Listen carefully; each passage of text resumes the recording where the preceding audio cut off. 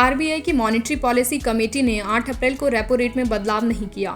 MPC ने कहा कि पश्चिमी एशिया में लड़ाई से इन्फ्लेशन और ग्रोथ के लिए खतरा पैदा हुआ है। हालांकि उसने ये भी कहा कि इंडियन इकोनॉमी मजबूत स्थिति में है, इसलिए इस पर बाहरी झटकों का पहले के मुकाबले कम असर पड़ेगा। हालांकि पश्चिमी एशिया में लड़ाई की वजह से क्रूड में उछाल दिखा था।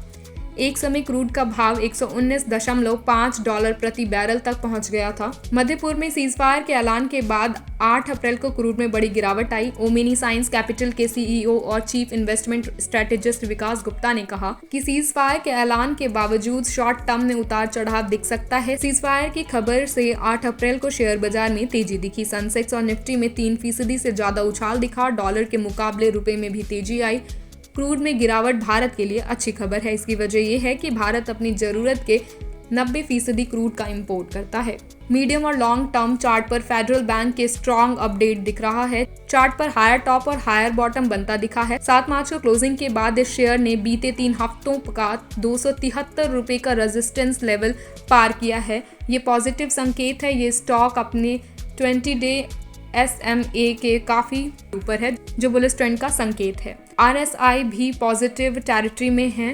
इसे 295 रुपए के टारगेट प्राइस के साथ खरीदा जा सकता है। 266 रुपए पर स्टॉप लॉस लगाना होगा। गोदरेज प्रॉपर्टीज, इस स्टॉक ने 7 मार्च को क्लोजिंग के साथ बीते 3 हफ्तों की 1555 रुपए पर डाउन स्लोपिंग ट्रेंड लाइन को तोड़ दिया है। इस दौरान वॉल्यूम भी ज्यादा रहा।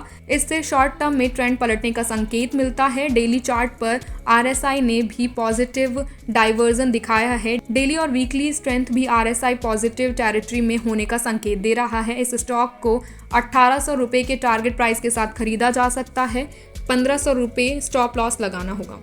Poonawalla pine crop, daily chart पर इस स्टॉक में शॉर्ट टर्म ट्रेंड रिवर्सल दिखा है। इसने 395 रुपए पर डाउन स्लोपिंग ट्रेंड लाइन को तोड़ा है। अभी ये स्टॉक अपने पिछले हफ्ते के हाई 20 डे MSA से ऊपर बना हुआ है। इस स्टॉक को 440 रुपए के टारगेट प्राइस के साथ खरीदा जा सकता है।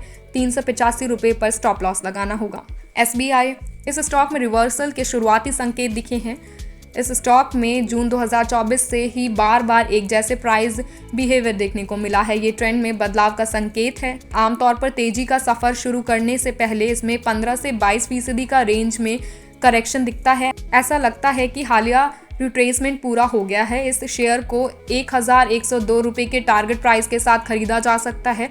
इसमें 991 रुपए का स्टॉप लॉस लगाना होगा। Bank of Maharashtra, weekly time frame पर इस शेयर ने बुलिश पोलैरिटी शिफ्ट दिखाया है। पहले के मल्टी ईयर रेजिस्टेंस अब स्ट्रॉन्ग सपोर्ट जोन का काम कर रहे हैं। ये स्टॉक हायर हाई और हायर लो बन रहा है। इस स्टॉक को 72 रुपए के टारगेट प्राइस के साथ खरीदा जा सकता है और 64 रुपए पर स्टॉप लॉस लगाना होगा।